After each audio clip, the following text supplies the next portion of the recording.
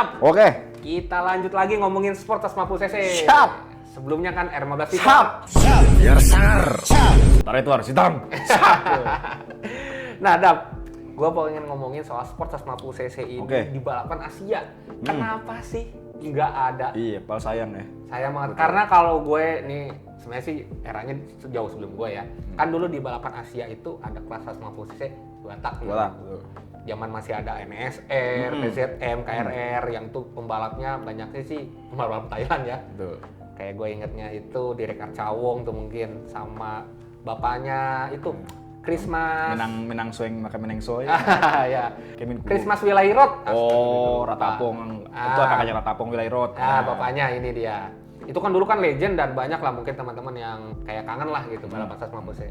Kalau menurut lu nih, Dap, kenapa TWMR sebagai penyelenggaranya ARRC enggak bikin kelas 150 cc 4 tak sport, adanya bebek doang? Kenapa? Nah, gue pernah nanya kan sama pihak TWMR nih, penyelenggaranya ARRC, sama Jacqueline itu salah satu direktur komunikasinya TWMR di bawahnya Ronhop. Kenapa sih kok nggak ada kelas sport 150? Padahal kan jualannya di Malaysia, di Indonesia, di Thailand itu kan lumayan gitu kan. Ternyata emang salah satu proyeknya karena tidak semua negara atau semua itu bikin dan jualannya tuh lumayan bagus. Jadi akhirnya kenapa difokus underbone aja? Karena kan budaya underbone di ARRC itu kan lumayan tinggi kan. Iya, dari awal. Dari awal ARRC underbone itu udah di era 110, 130, sekarang 4 tak injeksi 160 gitu kan. Makanya kenapa ya udah kelas sport kecil ya sport 2,5 langsung KP 250. Walaupun ya kalau misalnya ngomongin motor ada GSX, ada ya MH 15, ada Saber 150 kan. Kan di negara beberapa kayak misalnya Vietnam gitu ya motornya nggak dijual gitu. Jadi mungkin ya nggak akan relevan lah untuk balapannya. Jadi gitu.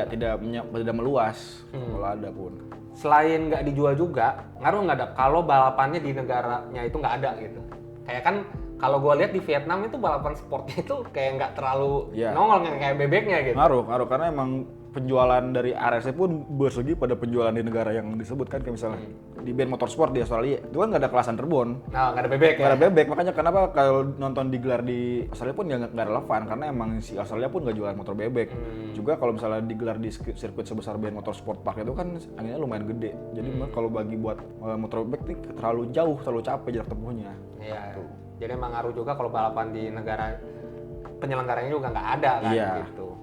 Karena gue juga nggak kebayang sih kalau orang Vietnam gitu balapan sport gitu kayaknya mereka pasti bakal pusing banget gitu bangun motornya kan. Motor apa gitu. Iya, kayak mungkin CBR250R kan mereka udah mesinnya bangun dari Indonesia dari aja. Dari awal lagi ujungnya gue cuma bikin sama Koergus. Iya.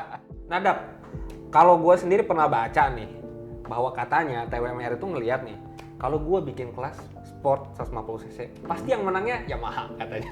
Yamaha iya karena yang segi riset yang paling niat bikin motor sport 150 ya kan emang cuma Yamaha. Bikin segi bodinya bikin mirip banget kayak R series gitu kan. Yang bikin mesinnya paling kencang, bikin upside down duluan ya emang Yamaha duluan. Sedangkan Suzuki kan sudah tidak fokus bikin 150. SBR pun juga 150 pun cuma sebagai penjualan pasar, tidak fokus di sportnya kan. Makanya kayak fokus menang ya udah Yamaha, ujungnya kayak OMR lagi nanti. Iya ya.